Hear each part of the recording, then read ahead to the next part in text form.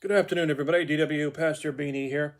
It's a little bit loud in the background. If you hear anything, don't mind. We got two of the young grandchildren here, little Isaac and his sister Layla.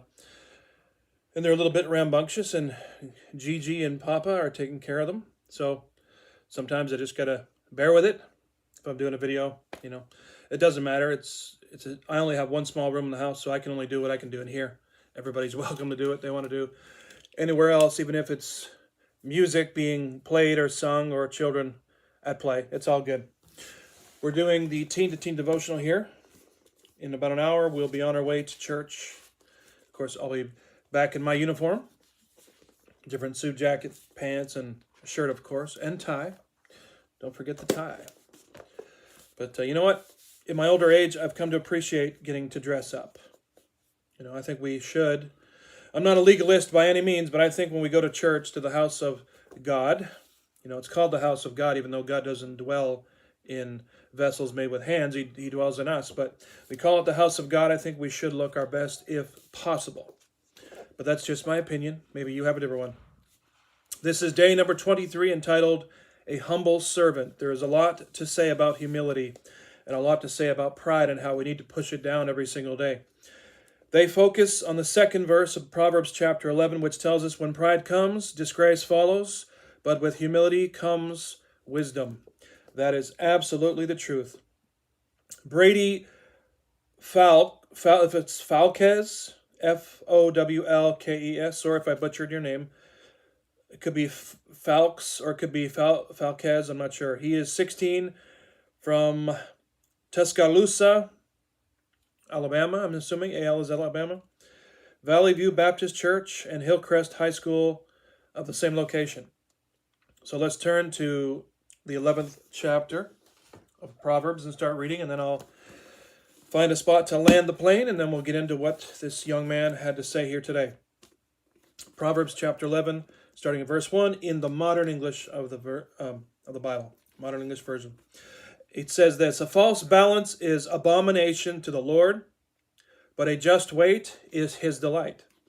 When pride comes, then comes shame, but with the humble is wisdom. The integrity of the upright will guide them, but the perverseness of transgressors will destroy them. Riches do not profit in the day of wrath, but righteousness delivers from death. The righteousness of the upright will direct his way, but the wicked will fall by his own wickedness. The righteousness of the upright will deliver them, but transgressors will be taken by their schemes. When a wicked man dies, his expectation will perish, and the hope of unjust men perishes.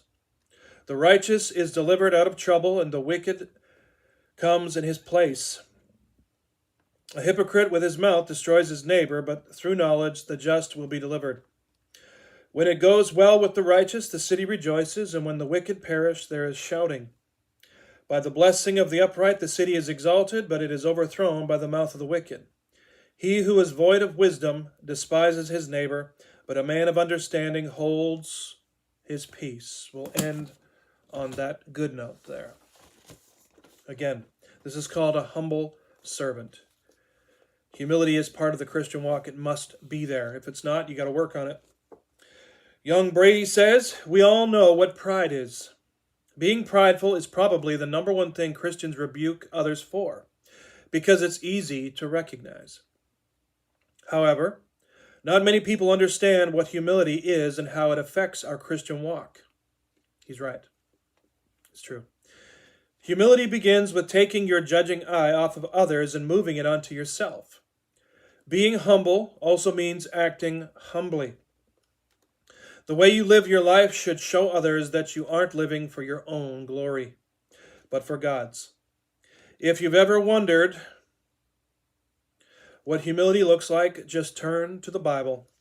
There is one character whose humble life and complete sacrifice to God led him making the ultimate sacrifice, eventually claiming his rightful seat at the right hand of God. And that's a spiritual role, not a physical place, by the way.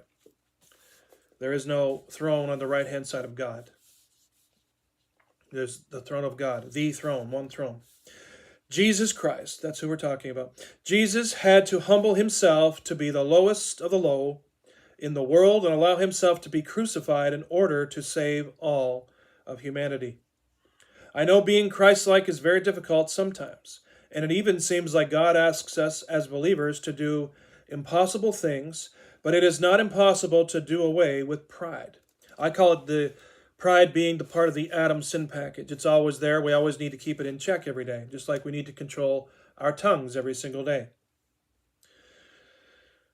Plus, God says in Proverbs 11:2, when pride comes, disgrace follows, but with humility comes wisdom. This means that if we are humble, it will pay off and God will reward us. I'll leave you with this strange yet appropriate illustration. An acorn must first bury itself beneath the earth with all of its commotion and destruction in order to be nurtured into a great tree that will give comfort, peace, and nourishment to the world around it. What do you think about that illustration?